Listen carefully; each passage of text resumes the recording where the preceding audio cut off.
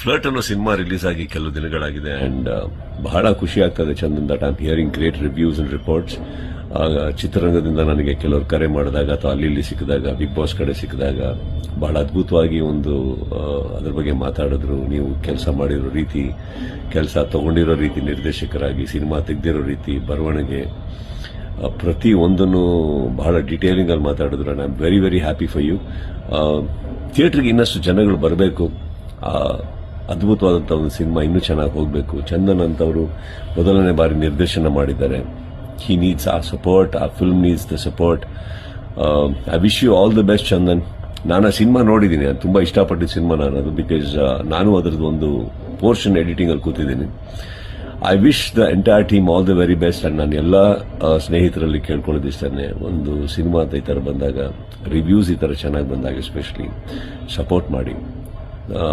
ಯಾಕಂತಂದ್ರೆ ಇದು ನಾಳೆ ಅಂತ ಅನ್ಕೊಂಡು ಹೋದ್ರೆ ಚಿತ್ರಮಂದಿರದಲ್ಲಿ ಥಿಯೇಟರ್ ಉಳಿಯೋದಿಲ್ಲ, ಸಿನಿಮಾ ಉಳಿಯೋದಿಲ್ಲ.